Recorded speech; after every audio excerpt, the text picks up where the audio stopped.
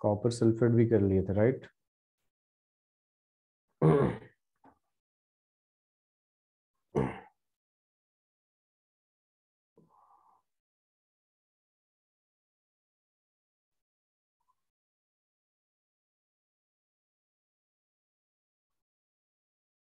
ठीक है, तो इसका अगला प्रॉपर्टीज कंटिन्यू करता हूँ। Am I audible to both of you? Yes sir. Okay, तो सिक्स प्रॉपर्टी तक कर लिए थे, सेवेंथ प्रॉपर्टी लिख लीजिएगा, यहीं से कंटिन्यू करते हैं। ओह, ये भी कर लिया था हमने, ये भी हमने कर लिया था, ये रहा। चलिए, तो अब एक और कंपाउंड के बारे में पढ़ लेते हैं हम, बेसिकली फेरस सल्फेट।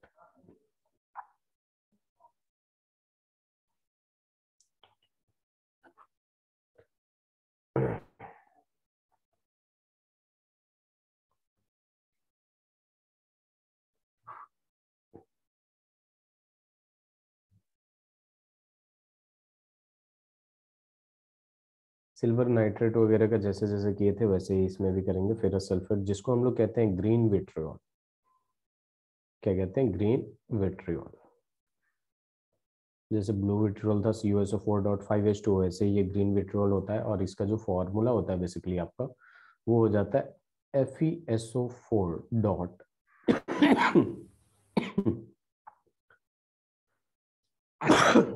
7H2O। तो इसमें भी शुरू करते हैं, प्रिपरेशन करेंगे, यही सारी चीजें करनी है।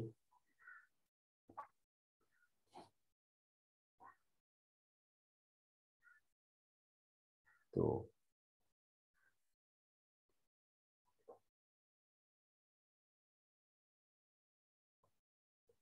स्टार्ट करते हैं preparation.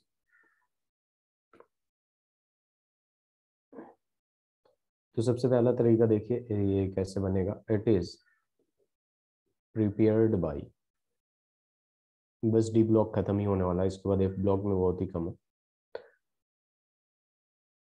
Dissolving scrap iron in dilute sulphuric acid, dilute sulphuric acid, तो अपने को मिल जाएगा ग्रीन विट्रियोल। तो देखिए यहाँ पे स्क्रैप आयरन Fe+H2SO4 यूज करेंगे हम लोग, तो ये सीधे सीधे आपको दे देगा FeSO4, और इसमें से एक H2 रिलीज हो जाएगा। ठीक है, तो अपने को ये बनाना था, बन गया। दूसरा जो प्रिपरेशन होता है वो कमर्शियली कैसे बनाते हैं हम लोग। Commercially it is obtained by the slow oxidation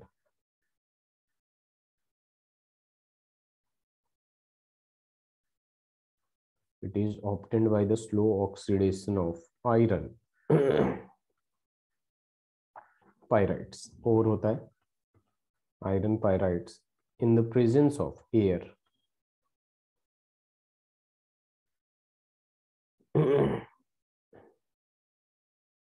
in the presence of air and moisture।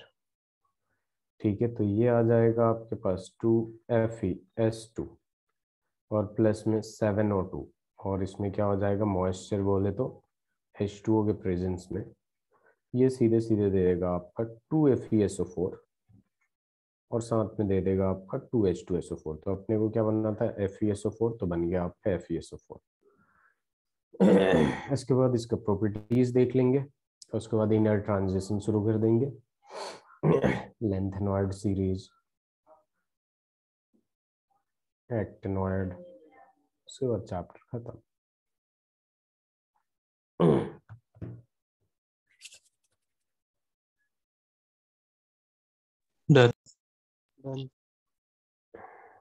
Very good. चलो, तो दो प्रिपरेशन का मेथड हो गया, ठीक है। अब अपने पास क्या आ जाता है, इसका प्रॉपर्टीज की बात करते हैं। तो इसका जो प्रॉपर्टीज है उसकी बात कर लेते हैं सबसे पहले। एक मिनट। तो देखिए, प्रॉपर्टीज में सबसे पहला पॉइंट लिख लीजिएगा, हाइड्रेटेड फेरस, साथ में लिखते जाइए। इसके बाद हम लोग आज ये कंप्लीट करके नेक्स्ट क्लास में सरफेस केमिस्ट्री स्टार्ट करेंगे। Hydrated ferrous sulphate is green, wait a minute,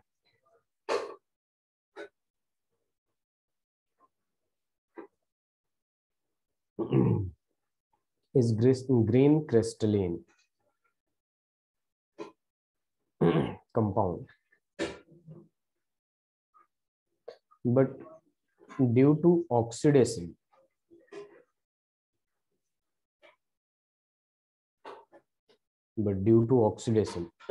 crystals acquire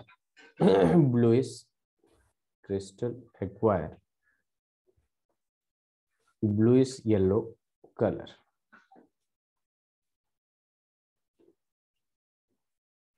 Bluish yellow color, this is it. दूसरा प्रॉपर्टीज लिख लेंगे हम लोग, action of heat. What will be the action of heat on green vitriol? Action of heat, जब action of heat की बात करते हैं हम लोग, तो इसको हीट करके देख लेते हैं। ग्रीन विट्रियॉल क्या होता है? FeSO4.7H2O। इससे लिखिए जरा, हैंग हो रहा है ये।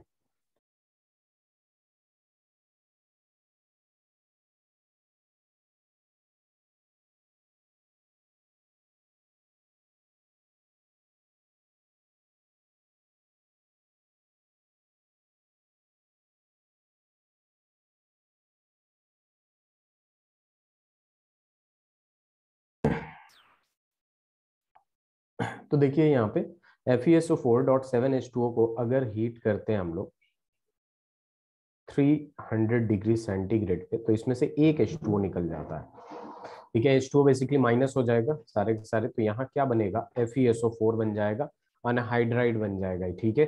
व्हाइट अनहाइड्रस हो जाता है। ये किस कलर में हो जाता है? व्हाइट में हो जाता है, अनहाइड्रस। पूरा का पूरा H2O जो है वो निकल गया। और इसके बाद और भी टेम्परेचर अगर आपने लगा दिया, हाई टेम्परेचर, मतलब इससे ज्यादा टेम्परेचर आपने यूज कर लिया, तो ये बन जाएगा Fe2O3 और SO2 जो है रिलीज हो जाएगा। अब ये Fe2O3 जो है ये ब्राउन कलर का होता है। क्या होगा? ब्राउन कलर का होगा। SO2 के साथ SO3 भी रिलीज हो जाता है। तो ये सब कलर भी पूछ सकता है, आपको ध्यान में रखना है। यहाँ पे ये ग्रीन कलर का होता है। जब इसको 300 डिग्री सेंटीग्रेड पे करते हैं तो सारे के सारे H2O निकल जाएंगे, तो व्हाइट एनाहाइड्रस बन जाता है। और फिर हाई टेम्परेचर लगाएंगे तो Fe2O3 which will be in blue colour, और SO2 SO3 बाहर निकल जाता है। अब ये SO2 वगैरह का कलर हमने पी ब्लॉक में पढ़ा था, कलरलेस होता है, तो इन सबको भी ध्यान में रखिएगा।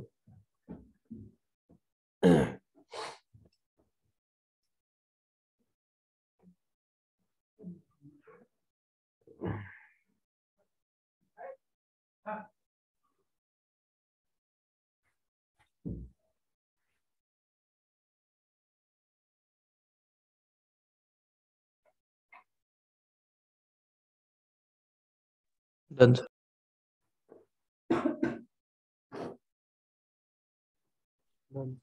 Very good. तो देखिए यहाँ पे अपने पास क्या मिल गया? एक्शन ऑफ हीट मिल गया। अब हम आगे की प्रॉपर्टीज की बात करते हैं, ठीक है। थर्ड प्रॉपर्टीज लिख लीजिएगा, ferrous sulphate is a strong reducing agent, a strong reducing agent. That means ये खुद का इसका ऑक्सीडेशन होगा और सामने वाले को रिड्यूस करेगा। अब ये किस तरीके से करता है, यहाँ पे एक चार्ट बना लेते हैं like the previous one. FeSO4 है आपके पास और ये हो जाएगा आपके पास KMnO4, ठीक है। तो ये सीधे सीधे MnSO4 में चेंज हो जाएगा, ठीक है, अगर KMnO4 में डालते हैं इसको तो। और ये MnSO4 जो है कलरलेस हो जाएगा, ठीक है। रिड्यूसिंग एजेंट है तो सामने वाले को रिड्यूस करेगा। आप चाहें तो चेक कर सकते हैं यहाँ पे, इसका यहाँ पे फिलहाल +7 है और यहाँ आइएगा तो ये +2 में होगा, ठीक है। अब जो दूसरा है, अगर आपने एसिडिक K2Cr2O7 डाला है, K2Cr2O7, तो यहाँ पे ये बनेगा Cr2SO4 होल थ्राइस और ये ग्रीन कलर का होगा, चेक कर सकते हैं, इसका रिडक्शन होगा। फिर अगर हम बात करें थर्ड वाले का, तो अपने पास देखिए यहाँ पे हम क्या डालेंगे, AuCl3। अगर AuCl3 डालते हैं आप तो ये सीधे सीधे इसको रिड्यूस करके Au में कर देगा। यहाँ पे आप चेक कर सकते हैं, इसका +3 होगा, यहाँ जाके ये 0 होगा। HgCl2 ऐसे ही अगर आप लगाते हैं HgCl2 में तो ये आपका Hg2Cl2 होगा, Hg2Cl2। आप चेक कर सकते हैं यहाँ पे क्या होगा, +2 होगा और यहाँ पे ये +1 तो रिड्यूस हो गया। इन द सेम वे यहाँ पे भी जब चेक करिएगा तो ये +3 होगा, तो यहाँ पे क्या हो जाएगा, रिड्यूस हो जाएगा, तो यहाँ पे ये +2 हो जाएगा, ठीक है। Yes sir. एक मिनट चेक कर लीजिएगा जरा, Cr होल ट्वाइस थ्राइस, इसको चेक कर लीजिएगा मे बी, रिड्यूसिंग एजेंट, ठीक है। 2x = 2f + 3 सही है क्या ये? ऑक्सीडेशन स्टेट इसका निकालिएगा जरा, Cr2SO4 होल थ्राइस।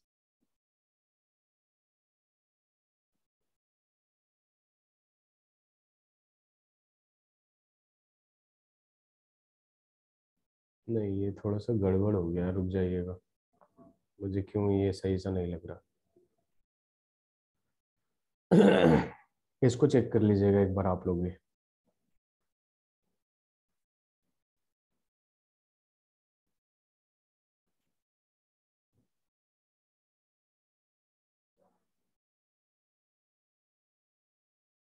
इसका मतलब तो +3 में है।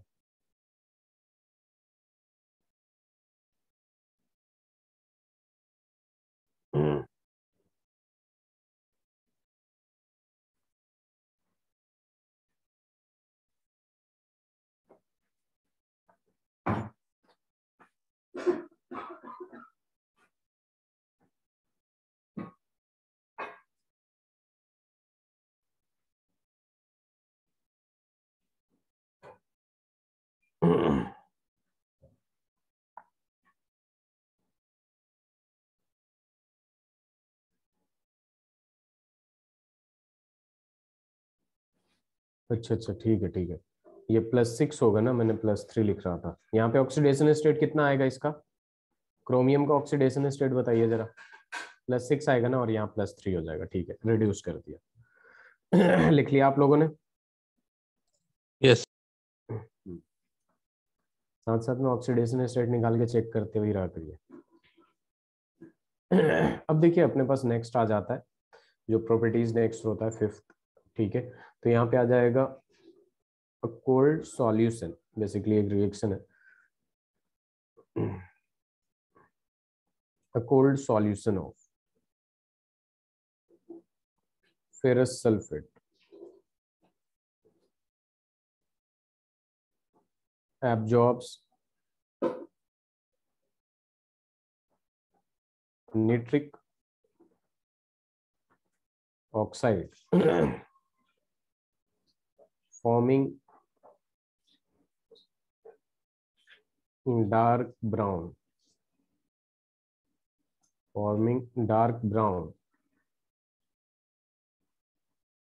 colored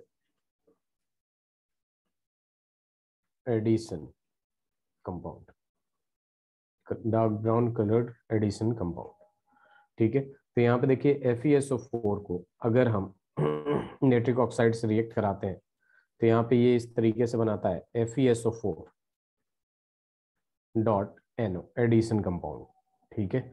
और यहाँ पे जो इसका कलर होता है, इसका फॉर्मूला जो नाम होता है ये होता है nitroso ferrous sulphate, nitroso ferrous sulphate, जो कि डार्क ब्राउन कलर का होता है, डार्क ब्राउन कंपाउंड। तो काफी आसान है, इन रिएक्शंस को ध्यान में रखना पड़ेगा आप लोगों को बस। ये लिख लीजिए।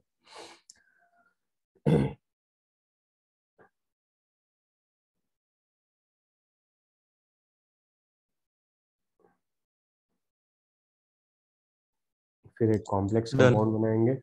अभिनव आपका भी हो गया? Yes.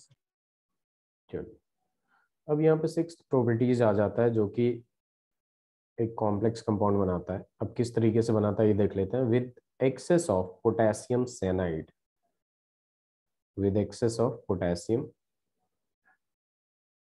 Cyanide, it forms potassium फेरो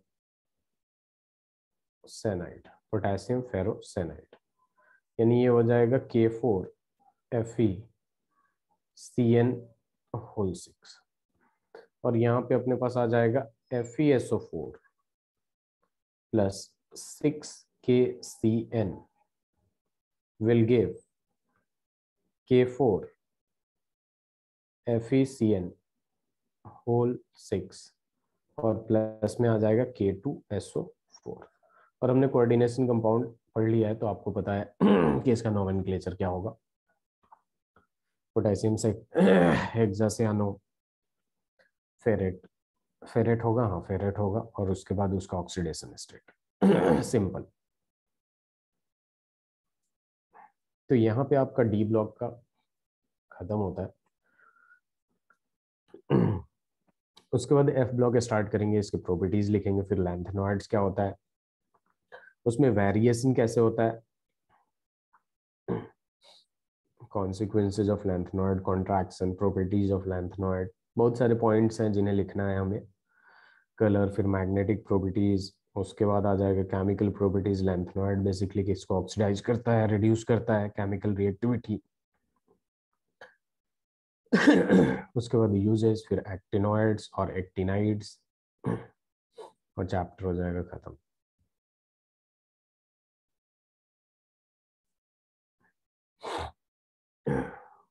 हो जाए तो बताइएगा। Done. Abhinav? Very good.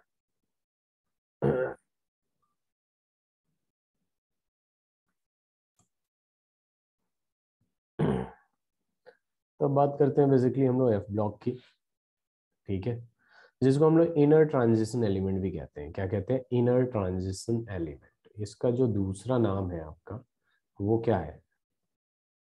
Inner transition elements.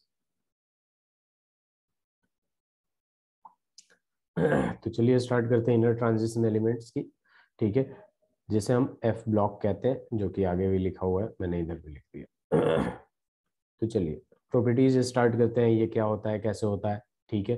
तो एफ ब्लॉक एलिमेंट फिक्स्ड होता है कि किस पीरियड में पड़ेगा, किस ग्रुप में पड़ेगा, कहाँ से कहाँ का एटॉमिक नंबर जो है बेसिकली वो एफ ब्लॉक में आएगा, किस ग्रुप का होगा, किस पीरियड का होगा। तो यहाँ पे लिख लीजिएगा द एलिमेंट्स, साथ साथ में लिखते जाइए।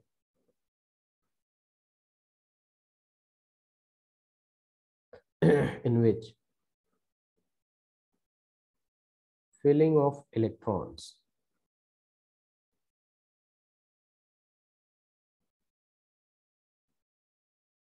takes place in n-2 F subshell,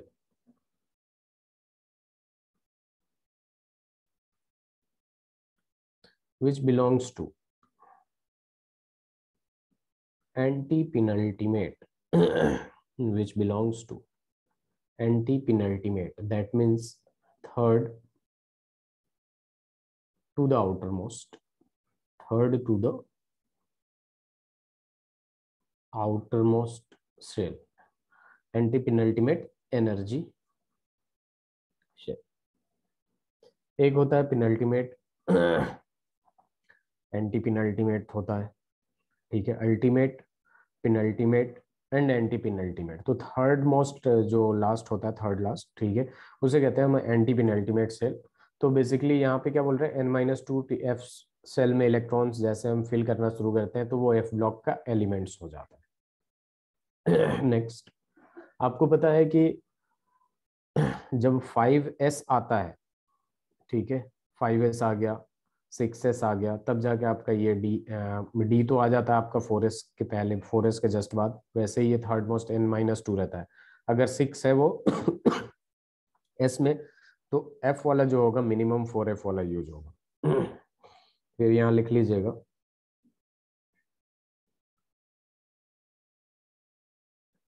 the f block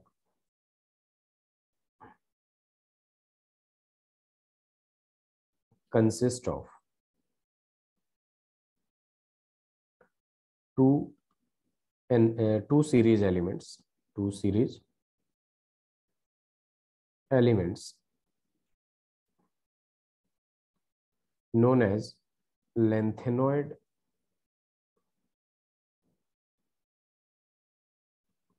lanthanoids and actinoids।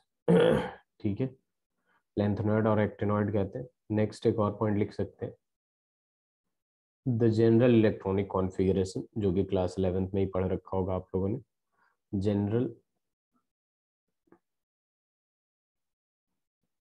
Electronic configuration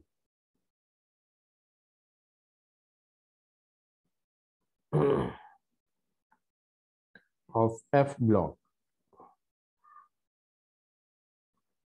elements is n-2f 1 to 14 and -1 d 0 to 1 and then ns2 होता है। क्या होता है? then ns2। तो ये होता है बेसिकली आपका general electronic configuration of S block element, sorry F block element.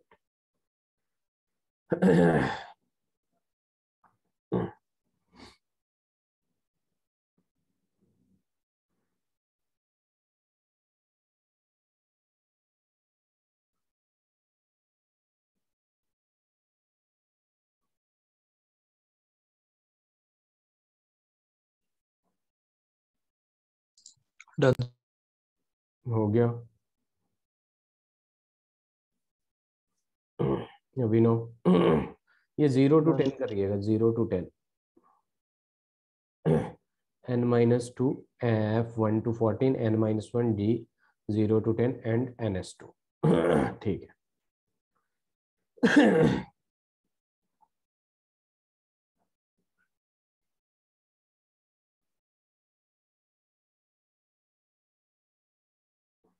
इसके नेक्स्ट पॉइंट की बात करते हैं। For lengthenoids n is 6 principal quantum number while its value is 7 for actinoids। एक 6th पीरियड में होता है, एक 7th पीरियड में होता है। There are many exception in electronic configuration. एक फिक्स्ड नहीं है, काफी ज्यादा इसमें वेरिएशन आता है इलेक्ट्रॉनिक कॉन्फ़िगरेशन का, इस बात को ध्यान में रखिएगा। जो लैंथेनॉइड होता है n=6 का मतलब यही हुआ कि ये 6th पीरियड में है, और ये जो एक्टिनॉइड है ये 7th पीरियड में है। ठीक है, और ये हो जाए तो बताइएगा। लेंथेनॉइड के बारे में पढ़ेंगे। Done. आपका भी हो गया अभिनव? Yes. चलिए,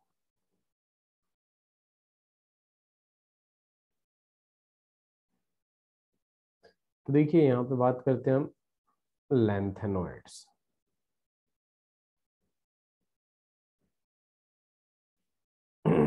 इसके बारे में लिख लीजिएगा, सीरीज कहाँ से कहाँ तक रखता है, किस एटॉमिक नंबर से किस एटॉमिक नंबर तक। तो हम लिख सकते हैं the series involving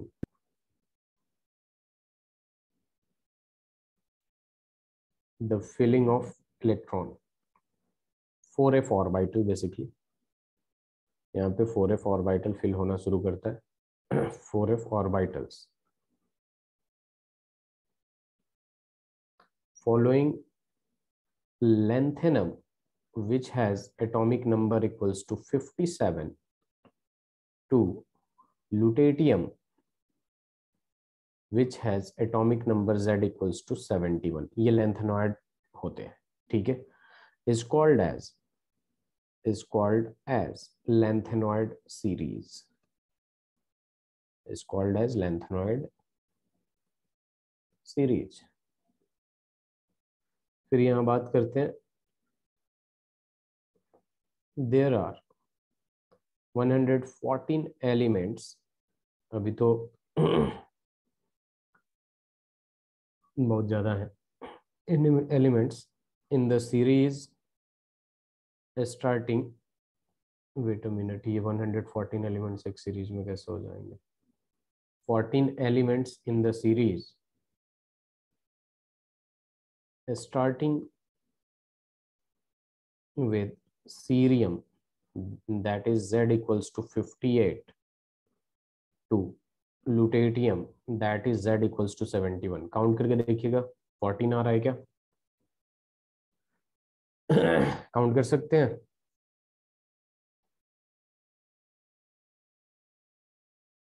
Yes sir, 14.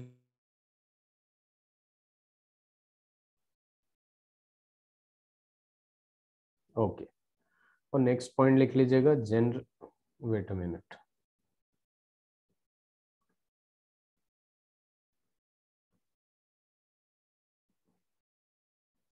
Next point लिख सकते हैं आप लोग, जनरल इलेक्ट्रॉनिक कॉन्फ़िगरेशन इस सीरीज के लिए, जनरल इलेक्ट्रॉनिक कॉन्फ़िगरेशन जो होता है इसका 4f1 to 14 होता है, 5d 0 to 1 होता है और 6s2 होता है.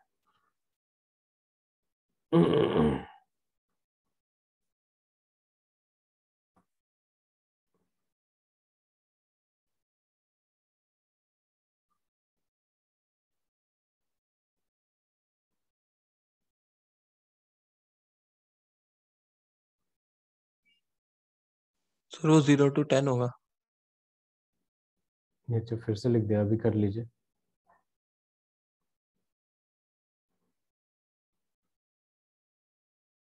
Done. लेंथेनॉइड वाला यही होता है, रुक जाइए, लेंथेनॉइड वाला यही होता है 0 to 1. Okay sir. हाँ,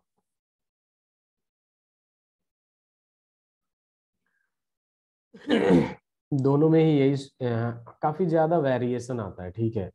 तो ये अलग अलग बुक में कभी कभी अलग दे रखा होता है, यहाँ भी आप एक काम करिए, जब वहां पे लिखा है ना आपने, तो यहाँ भी 0 ही कर लीजिए, 0 to 1 ओनली.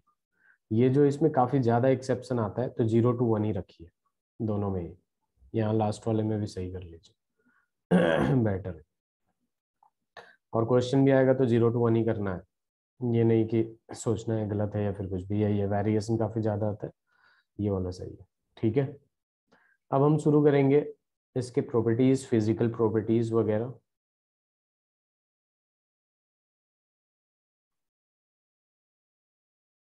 तो यहाँ पे बात आएगी सबसे पहले atomic and ionic size. Atomic and ionic size की जब बात करते हैं हम लोग तो यहाँ पे देखिए क्या हो जाता है,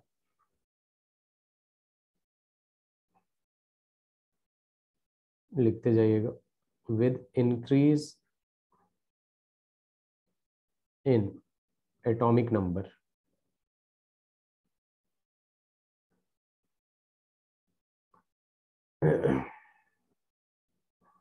the atomic and ionic radii, the atomic and ionic radii decreases from one element to the other, but the decrease is very small. But the decrease is very small. तो बहुत ही आसान है ये, ड्यू टू वो poor shielding effect of F orbital. Increasing atomic number देखेंगे तो atomic और ionic radii दोनों के दोनों डिक्रीज होता है from one element to the other, but the decrease is very small, बहुत ही छोटा डिफरेंस होता है दोनों के बीच। पहला पॉइंट लिख लीजिए।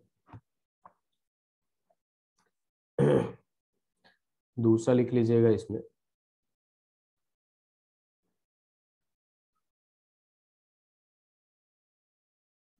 STD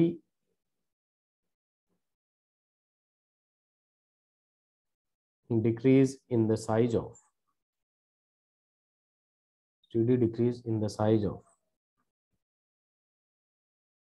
lanthanoids with increase in atomic number is known as lengthanoid contraction। इसी को क्या कहते हैं? lengthanoid contraction।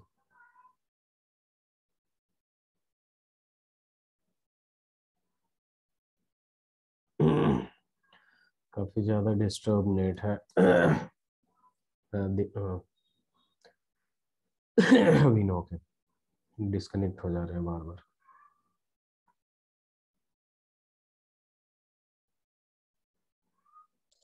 डन। चलिए, तो ये था आपका basically atomic size and ionic size के बारे में। अब जो नेक्स्ट बात करेंगे वो बात कर लीजिए consequences of lengthanoid contraction। consequences of lengthanoid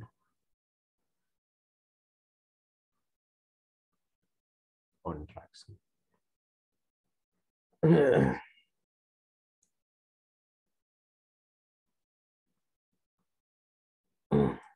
अभी ज्वाइन हो रहे हैं, चलिए हो जाएंगे तो बैक कर लेंगे। तो lengthanoid contraction का क्या consequences आता है, तो साथ साथ में लिखते जाइए। It leads to similar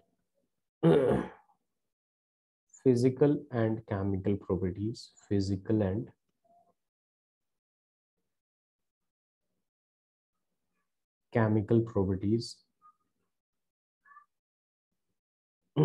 among lanthanoids।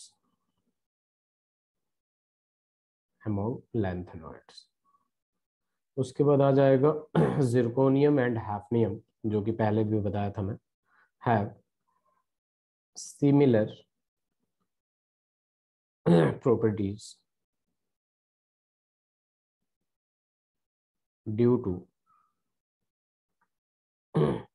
Similar atomic radii. वो भी इसी की वजह से होता है, कॉन्ट्रैक्शन की वजह से, similar atomic radii.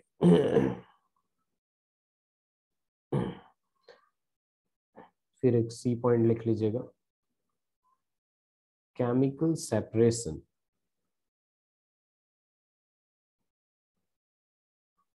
Of lengthanoids becomes difficult। क्योंकि सेम ही आने लगता है तो केमिकल सेपरेशन जो होता है बेसिकली ये डिफिकल्ट हो जाता है।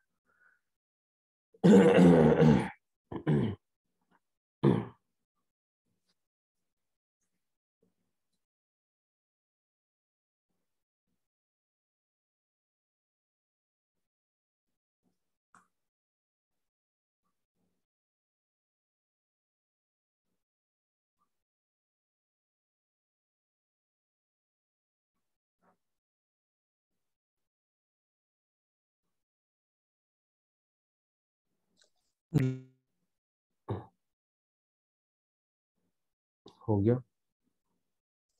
यस। चलिए अब देखिए कॉन्सिक्वेंसेस की बात कर लिया हमने, तो अब दूसरे प्रॉपर्टीज की तरफ चलेंगे। प्रॉपर्टीज टॉपिक डालिएगा, properties of lanthanoids.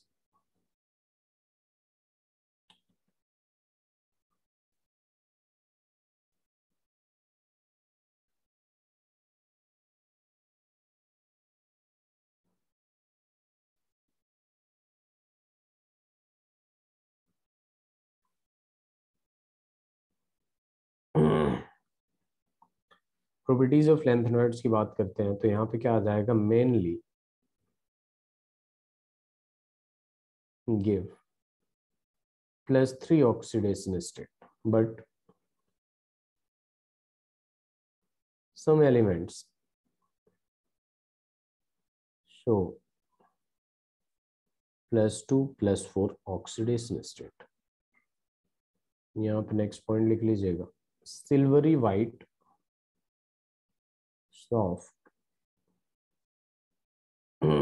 metals and tarnish rapidly।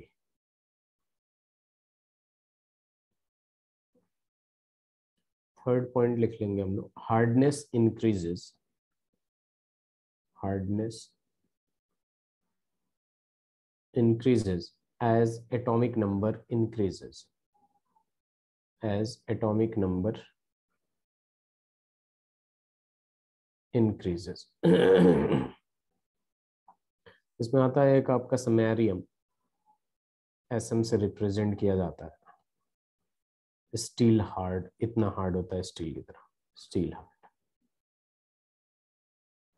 फिर अपने पास आ जाएगा फोर्थ, मेलेबल होता है। अभिनव, एम आई ऑडिबल?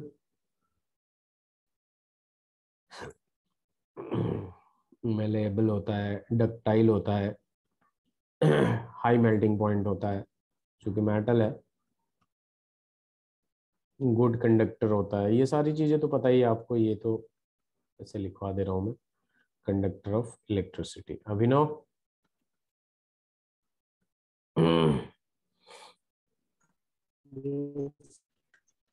ओके, अभी मैं बैक कर देता हूँ, आप स्क्रीनशॉट ले लीजिएगा, ठीक है। हाईली डेंस मेटल्स होते हैं।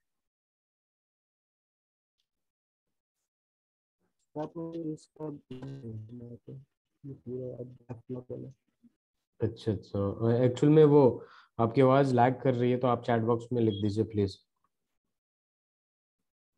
और ये जो होता है लेंथेनॉइड, एलॉयज बनाते हैं, तो यहाँ पे लिख सकते हैं forms alloys with other metals easily, as for example mesh metal, ये एक एलॉय हो गया, consist of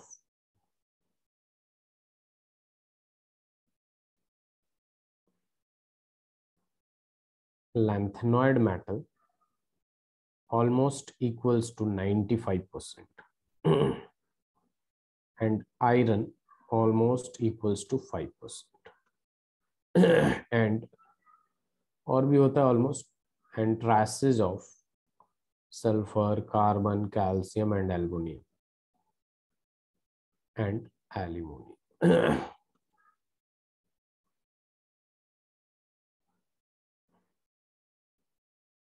ओके, शेयर कहाँ करूँगा मैं? निष्कर्ष सर को भेज दूंगा, वो आपको सेंड कर देंगे।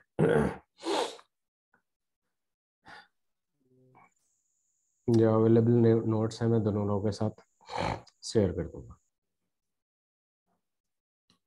ठीक है सक्षम? यस। चलिए, ये हो जाए तो बताइएगा।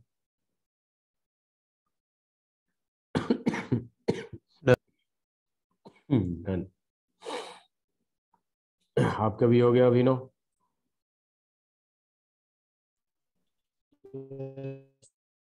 चलिए, अब इसके बाद कलर की बात कर लेते हैं। यहाँ देख लीजिए कलर में क्या होगा। कलर की बात करते हैं हम लोग, तो यहाँ पे आ जाएगा मेनली, यहाँ पे सबसे पहले तो ये ट्राईवैलेंट होते हैं, mainly trivalent +3 oxidation state mainly generally दिखाता है, और कुछ एलिमेंट्स जो होते हैं वो +2 +4 दिखाते हैं, लेकिन जनरली +3 होता है। तो mainly trivalent lanthanoid ions are colored both in solid and in aqueous solution, in solid and in aqueous solution। ठीक है, अब यहाँ पे लिख देंगे colour due to presence of unpaired electron, presence of unpaired electron. Unpaired F electron लिख लीजिएगा, ज्यादा बेटर होगा, अनपेयर्ड F इलेक्ट्रॉन्स, यानी F ऑर्बिटल में जितने अनपेयर्ड इलेक्ट्रॉन होंगे उसी की वजह से आपका कलर शो करता है। उसके बाद की बात करें, ये 6th प्रॉपर्टीज था, ये 7th प्रॉपर्टीज मैग्नेटिक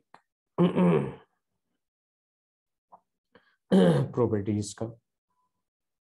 तो जो मैग्नेटिक प्रॉपर्टीज होता है बेसिकली लैंथनम +3 एंड ल्यूटेटियम ये भी +3 डाई मैग्नेटिक होते हैं। ये हो जाता है 4f0 4f40, यहां तक लिख लीजिए।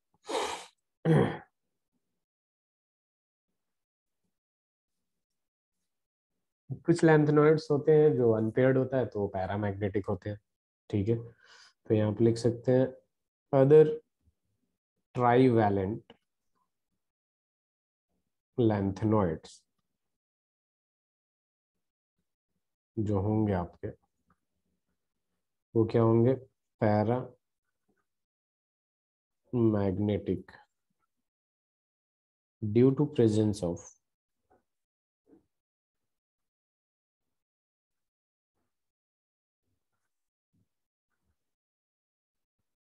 Unpaired electron.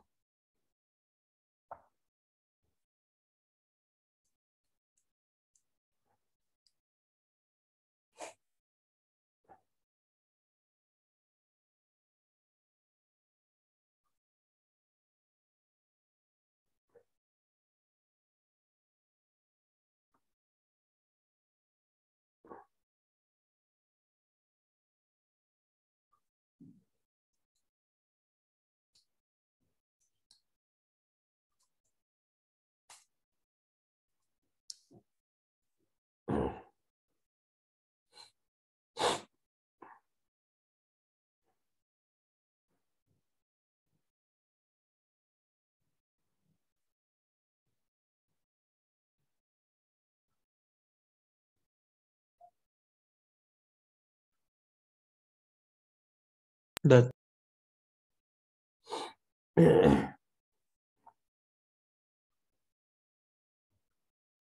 अब केमिकल प्रॉपर्टीज की बात करते हैं।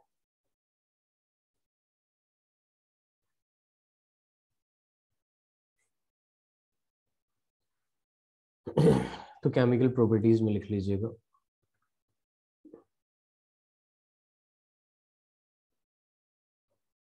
all lanthanoids are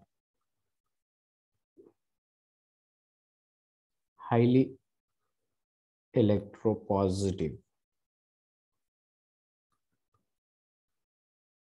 metals and have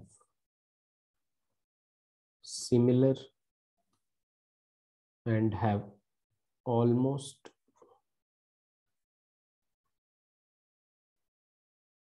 similar chemical reactivity।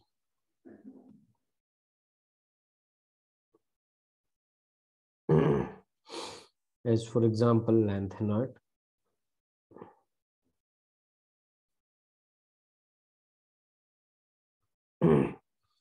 यहाँ पे अगर कार्बन ऐड कर रहे हैं 273 केल्विन, आपका जो ये क्या क्या बना सकता है, Ln3C बना लेगा, Ln C2 बना सकता है, Ln2C3। अब यहाँ देखिए +O2 करेंगे आप, +O2, तो यहाँ क्या क्या बन सकता है Ln2O3,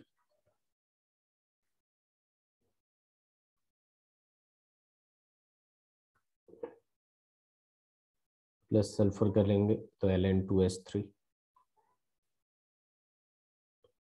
प्लस नाइट्रोजन N2 करेंगे तो LnN बना लेगा, +3 ऑक्सीडेशन स्टेट में ही जाता है मैक्सिमम, प्लस H2O कर लिया आपने, वेट अ मिनट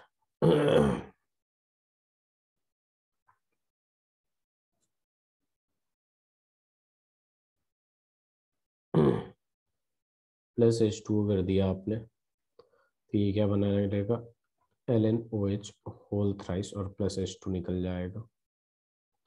उसके बाद आ जाएगा आपका प्लस X2 कर दिया आपने, तो यहाँ LnX3 बना लेगा, और एक लास्ट कर लेंगे अपन लोग कि एसिड डालेंगे तो H2 रिलीज होगा। Acid plus metal salt plus H2 release होगा, सिंपल। डन।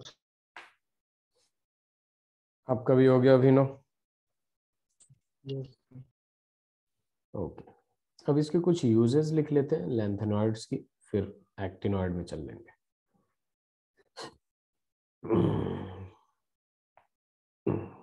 तो यूजेस है,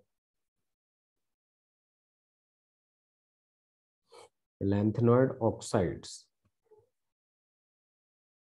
are used for polishing glass, polishing glass। दूसरा,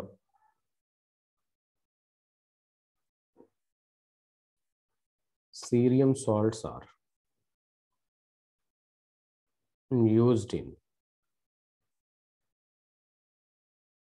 dyeing cotton and also as catalyst, and also as catalysts। Third uses लिख लेंगे, pyrophoric alloys, जो कि lanthanoid का alloys होता है, are used for making tracer bullets and shells। फिर alloys में जैसे मैंने बताया, तो एक एलॉयज वहां लिखा था हमने, mischmetal is the alloy of cerium, जो कि अबाउट 55% होता है उसमें सीरियम, एंड वेरियस अदर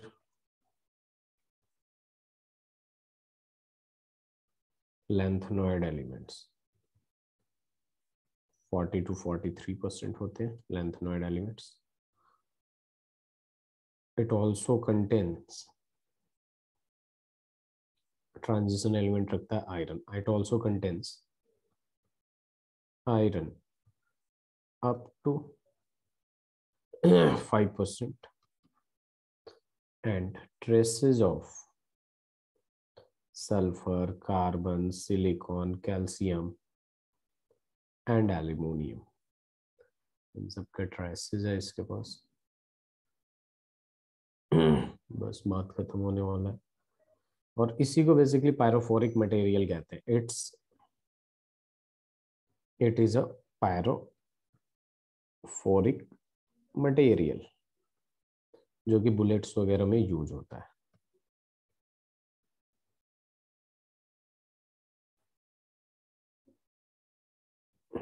और इसको hence used in lighter flames, काफी यूजेस हैं इसके भी।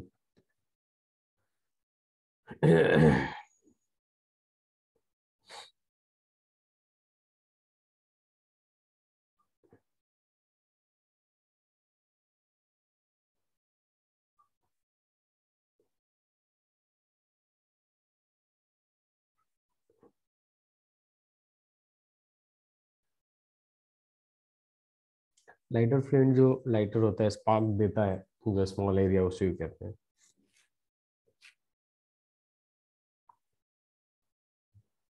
डन। आपका भी हो गया अभिनव? चलिए, अब बस लास्ट ही चल रहा अपने पास, actinoids. Actinoids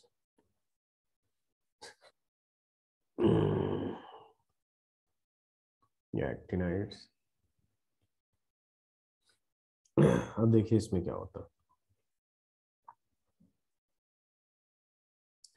the series involving, इसमें भी फिलिंग ऑफ एफ होता है।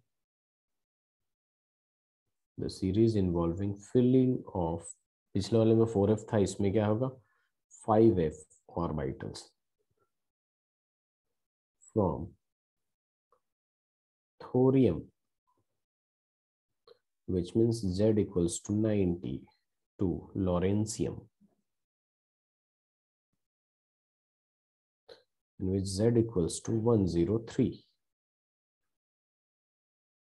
comprises of actinoids. उसके बाद बात करेंगे इलेक्ट्रॉनिक कॉन्फ़िगरेशन जो होगा, शॉर्ट फॉर्म में रेडॉन के फॉर्म लिख रहे हैं, रेडॉन 5f1 to 14, फिर आपके पास 6d आएगा 0 to 1 and then 7s2. This is the electronic configuration.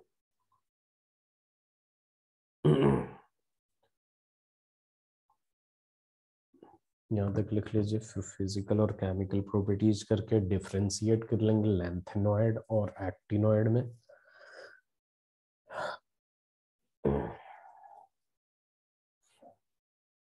Done.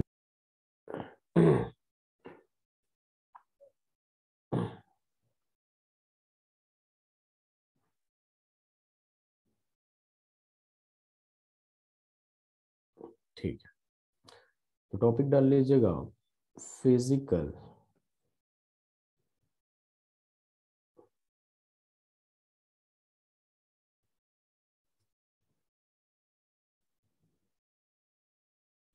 Properties. तो देखिए फिजिकल प्रॉपर्टीज की जब बात किया हमने, wait,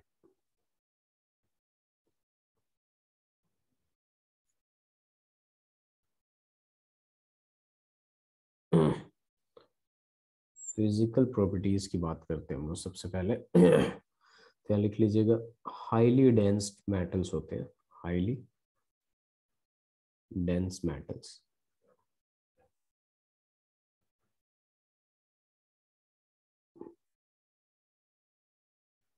and form alloys with other metals, with other metals। दूसरा पॉइंट लिख सकते हैं, सिल्वरी वाइट होते हैं, silvery white metals.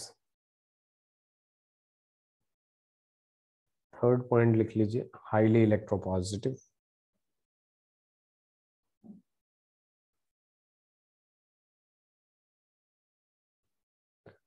Fourth point लिख सकते हैं, high melting point.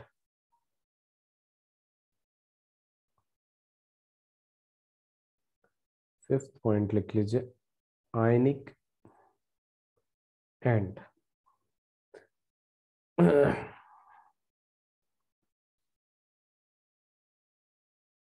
Ionic and atomic radii के बारे में। एटॉमिक रेडियाई इसमें भी होता है, उसमें लैंथेनॉइड कॉन्ट्रैक्शन होता है, यहाँ एक्टिनॉइड कॉन्ट्रैक्शन होगा।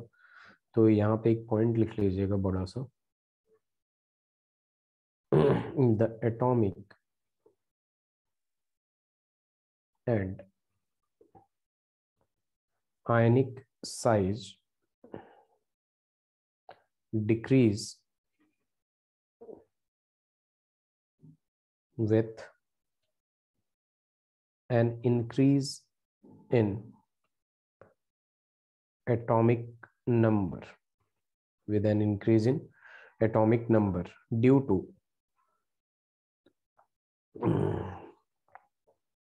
actinoid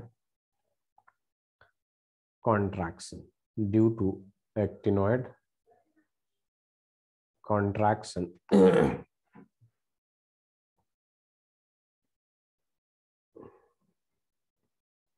The electrons are added to 5f subshell, resulting in an increase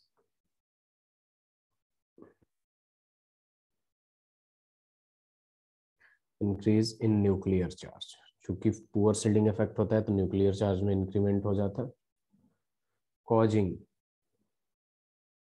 shell to shrink. Simple सी बात है. shrink towards the nucleus, causing shell to shrink towards center.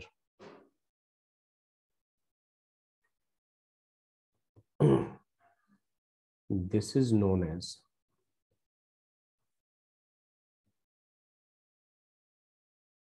actinoid contraction.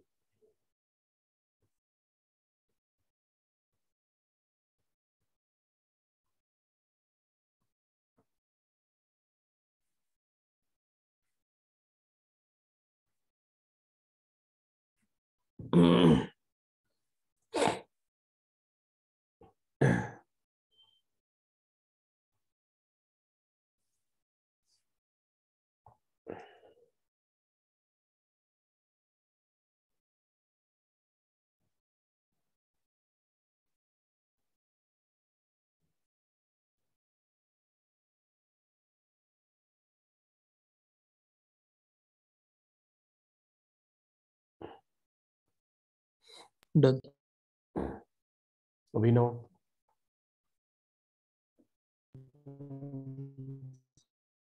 Okay.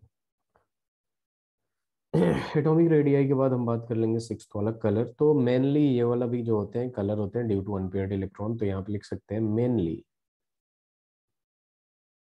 Actinoids are coloured. Coloured होते हैं. Seventh देखेंगे तो magnetic properties है. जाहिर सी बात है अगर लोन पेयर एनपेयर्ड इलेक्ट्रॉन होंगे तो आप मैग्नेटिक प्रॉपर्टीज में म्यू निकाल सकते हैं, जैसे हमने डी ब्लॉक में निकाला था.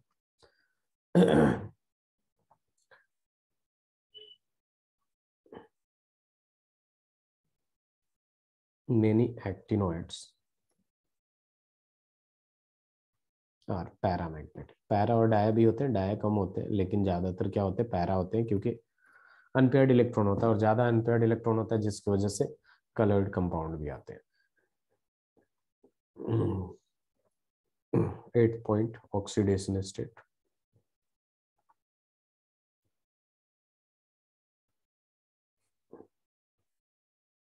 ऑक्सीडेशन स्टेट की बात करते हैं हम लोग, तो ऑक्सीडेशन स्टेट में आ जाएगा आपका जो कॉमन ऑक्सीडेशन स्टेट है उसे लिख देता हूं मैं. The common oxidation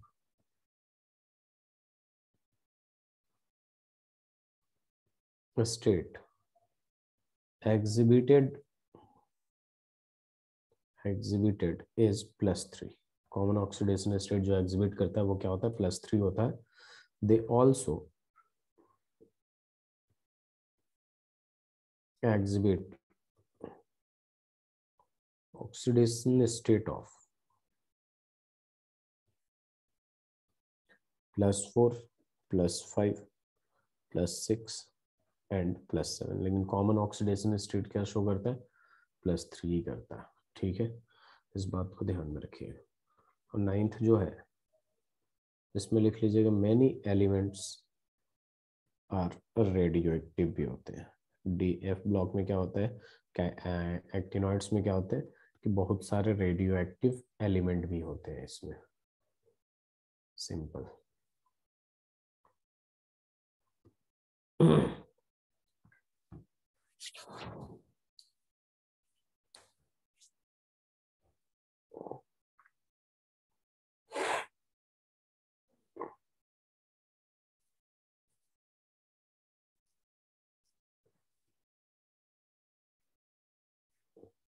surface chemistry पढ़ेंगे हम लोग। Done. Very good.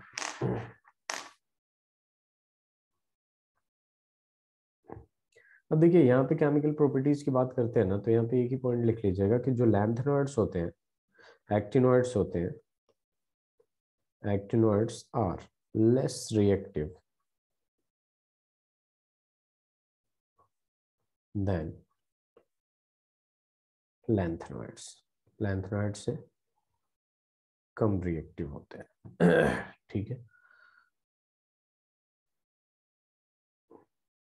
एक मिनट से एनसीईआरटी किया आप लोगों ने कुछ?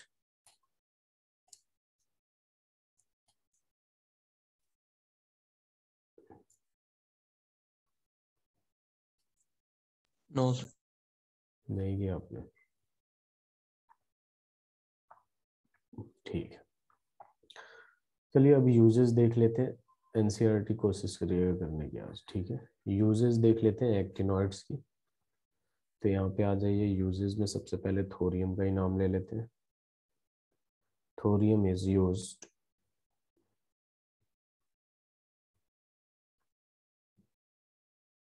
used in the treatment of cancer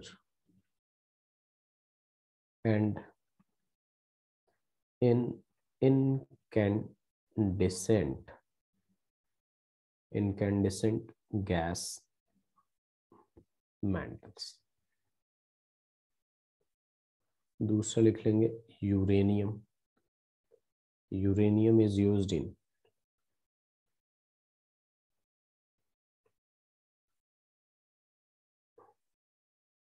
glass industry,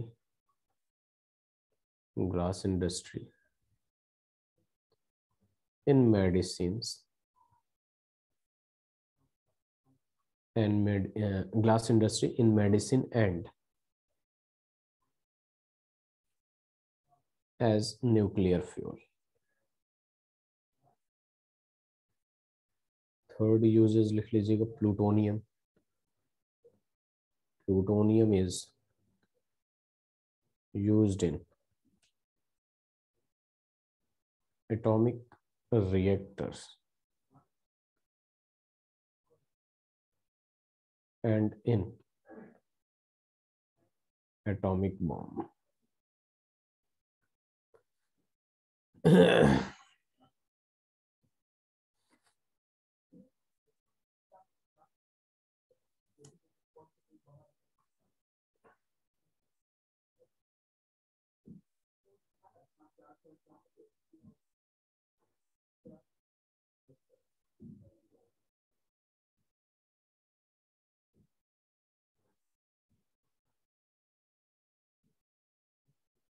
Done.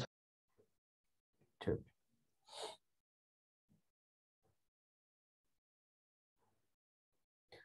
अब यहाँ पे बेसिकली डिफ्रेंशिएट कर लेते हैं, ठीक है। इस साइड लिख लीजिएगा आप लैंथेनॉइड्स और इस साइड लिख लीजिएगा एक्टिनॉइड्स। तो यहाँ पे सबसे पहला पॉइंट लिख लीजिएगा 4f orbital is progressively 4f orbital is progressively filled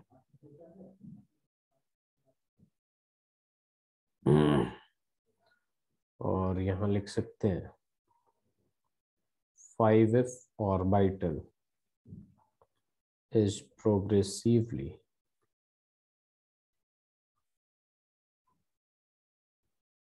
filled.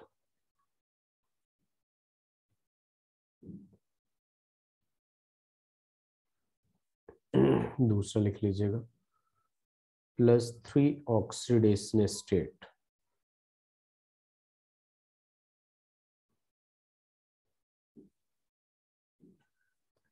is most common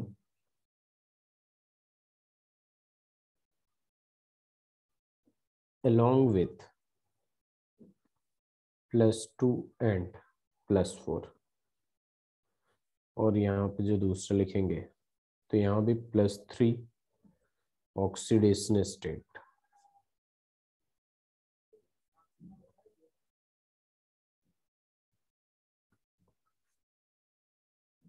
is most common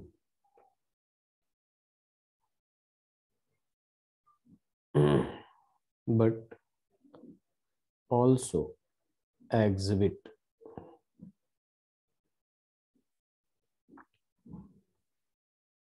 +4 exhibit higher oxidation state exhibit, और अच्छा लगेगा ये higher oxidation state +4 +5 +6 and +7। Third point इधर लिख लेंगे, एक्सेप्ट प्रोमीथियम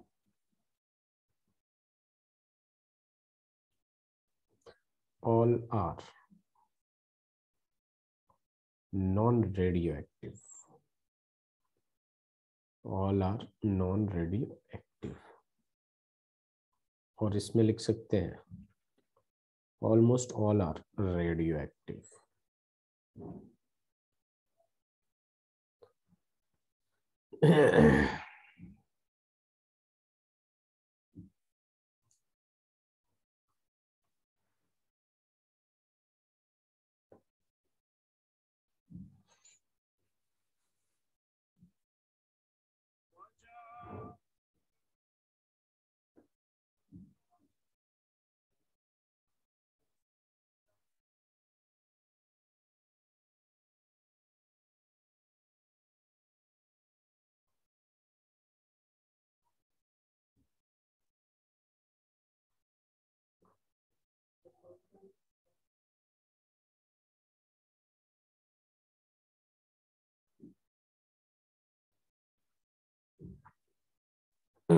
डन। डन। ये third point तक तो लिख लिया हमने, 2 और पॉइंट लिखेंगे। तो यहाँ फोर्थ पॉइंट इसमें लिखिएगा कि less tendency of complex formation, इसमें लिख देंगे a strong tendency of complex formation। Fifth यहाँ लिख सकते हैं chemically less reactive than actinoids, और यहाँ पे लिख सकते हैं more reactive than lanthanoids।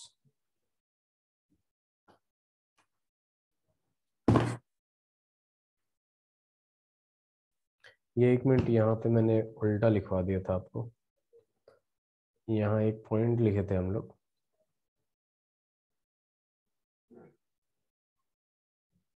Actinoids are less reactive towards acid कर लीजिएगा, टुवर्ड्स एसिड। चूंकि रेडियो एक्टिव एफ ब्लॉक होता है तो वो ज्यादा रिएक्टिव होगा, लेकिन एसिड के टुवर्ड्स काफी कम रिएक्टिव होता है। बाकी ये सब हो गया।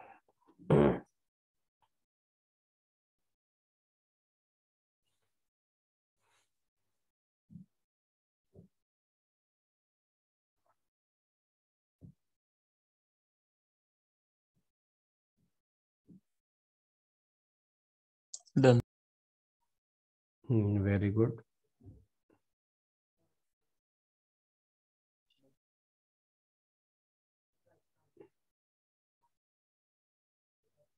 चलिए यहाँ तक हो गया तो मैं एक सवाल कराता हूँ।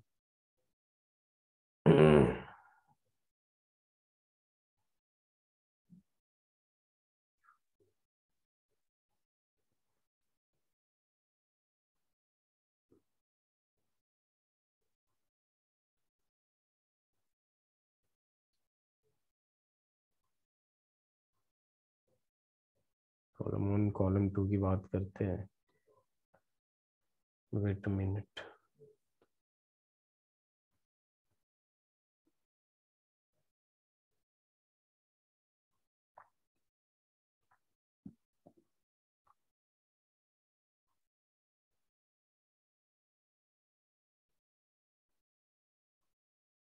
V2O5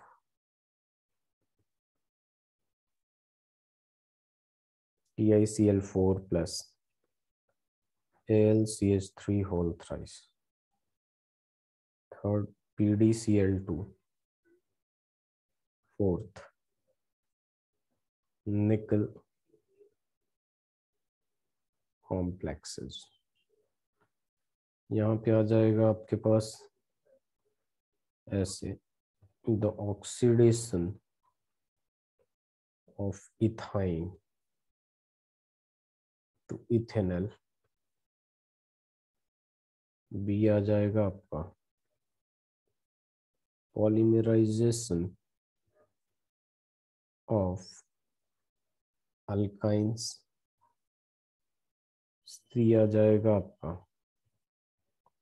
oxidation of SO2 in the manufacture of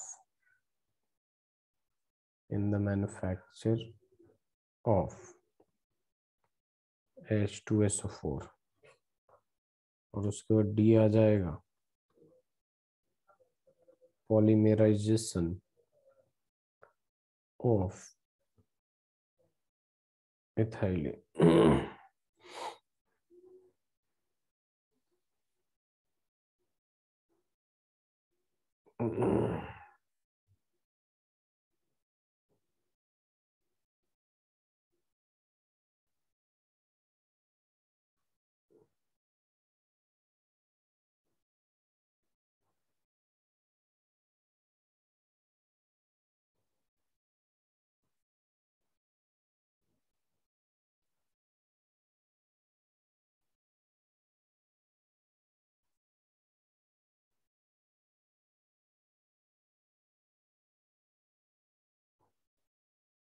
हो गया।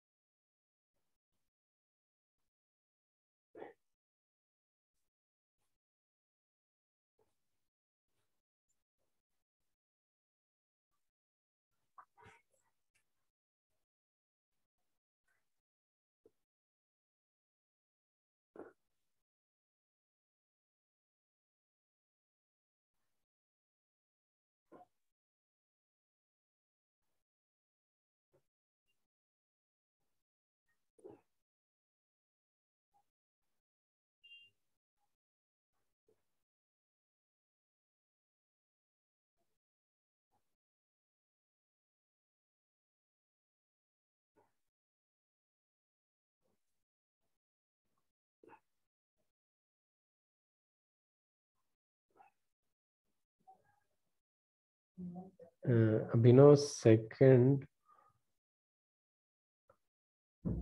1C3C सेकंड का डी होगा या बी होगा?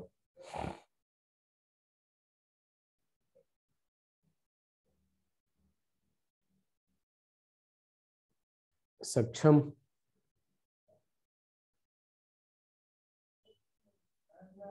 यस क्या आया? सर, मुझे समझ। चलिए, ये V2O5 पी ब्लॉक में अगर आपको याद हो तो V2O5 को यूज किया गया था किसमें? H2SO4 बनाने के लिए, तो ये हो जाएगा, सिंपल सी बात है। ठीक है। ये जो PDCl2 है, ये एक यूज किया गया था आपको एल्डिहाइड में, इथाइलिन से, इथाइन से बेसिकली इथेनॉल बनाने का, प्रिपरेशन ऑफ एल्डिहाइड, याद हो तो आपको। ठीक है। अब ये याद रखिएगा, आपका ये जो सेकंड वाला है बेसिकली, ये TiCl4, ठीक है, ये पॉलीमराइजेशन ऑफ इथाइलिन में यूज होता है, तो ये 2 का क्या आ जाएगा? डी आ जाएगा। और निकल कॉम्प्लेक्सेस जो होता है बेसिकली, ये यूज होता है पॉलीमराइजेशन ऑफ इथाइन के, अल्काइन के लिए, पॉलीमराइजेशन ऑफ अल्काइन के लिए। तो इससे ध्यान में रखिएगा। ठीक है, कुछ चैप्टर्स इधर उधर से भी पूछ सकता है इसमें। Okay sir. हो गया? यस। स्लाइड चेंज करूं अभिनव?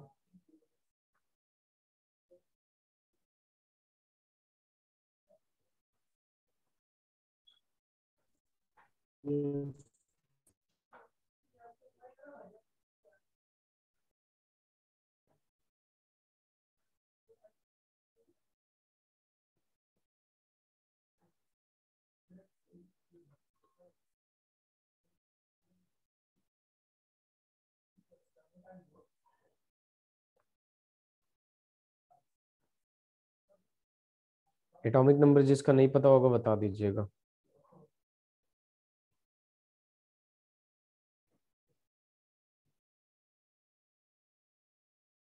लिख देता हूँ। निकल का कितना होता है? 28 होता है। टाइटेनियम का कितना होता है? स्कैंडियम टाइटेनियम 22 होता है। क्रोमियम का तो 24 होता है, और क्या दे दिया हूँ? कोबाल्ट तो 27 होता है। सबका जेड दे रखा हूँ।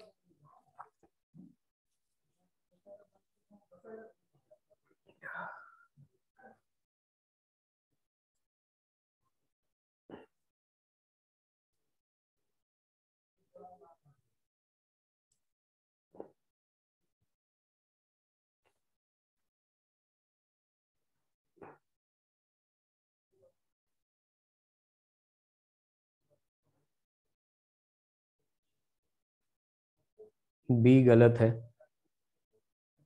चलिए यहाँ पे देख लीजिए, बी अगर आपने बोला तो इसका कॉन्फ़िगरेशन करेंगे तो ये क्या आएगा? आर्गन 4s0 3d4 आएगा कि नहीं? और 3d4 को जब हम इसमें लगाएंगे तो आपको पता है कि क्या आएगा? 1 2 3 4। और यहाँ पे म्यू निकालेंगे तो under root of n, n which means 4 into 4 plus 2, which will be equal to 4 plus 2, 6, 6 into 4, that will be 24, and it will be almost 5 5 जा 25, then it will be almost 4.8 and something, तो ये तो होगा नहीं। ठीक है। Okay sir. और उसके बाद बात कर लेंगे हम कोबाल्ट की, ऐसे ही चेक करिएगा, ठीक है। Ti+3 का देख लेते हैं, तो ये क्या होता है, एटॉमिक नंबर 22 होता है, तो इसका क्या हो जाएगा, आर्गन 4s2 3d2 होना चाहिए, लेकिन यहाँ पे क्या हो जाएगा 4s2 3d1। तो यहाँ पे n=1, तो ये भी पॉसिबल नहीं है ना, क्योंकि √1 इंटू 1+2, तो √3 आता और उसका वैल्यू 1.7 समथिंग होता, ठीक है। कोबाल्ट की बात, कोबाल्ट की बात जब करेंगे तो कॉन्फ़िगरेशन कितना है, नॉर्मल जो करेंगे 4s2 3d7 होना चाहिए, लेकिन +2 है तो 4s0 3d7 हो जाएगा। अब यहाँ पे अगर आप करते हैं 1 2 3 4 5, तो यहाँ पे क्या आ जाएगा आपका सिंपल 1 2 3 4 5 6 7, तो ये √3 आ गया, तो यहाँ पे देख लेंगे 3 into 3+2, that will be almost equal to 3+2 5 5 3 जा 15 √15। तो यहाँ पे देख लीजिए 4 4 जा 16 होता है, तो ये 3 पॉइंट समथिंग होगा कि नहीं, 4 4 जा 16 होता है, √16 का वैल्यू 4, तो √15 का वैल्यू 3.9 3.8 समथिंग आएगा। अब बात आ गई Ni+2 की, तो इसका जब कॉन्फ़िगरेशन करेंगे तो ये सीधे सीधे आ जाएगा आर्गन 4s2 3d8 आना चाहिए, लेकिन +2 में है तो 4s0 3d8 हो यस। जाएगा। 1 2 3 4 5, ये ज्यादा हो गया ना।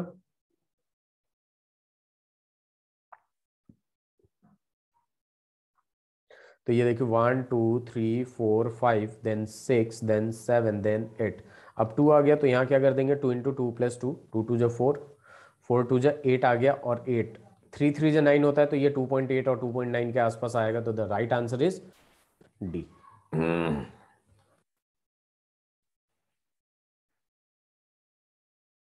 समझ में आया। Yes sir. चलिए, तो कल की क्लास में हम लोग सरफेस केमिस्ट्री पढ़ेंगे, और मैं नोट्स निष्कर्ष सर को भेज देता हूँ, और बाकी आपका नंबर डायरेक्ट है, आपको भी भेज देता हूँ मैं, सक्षम, ठीक है।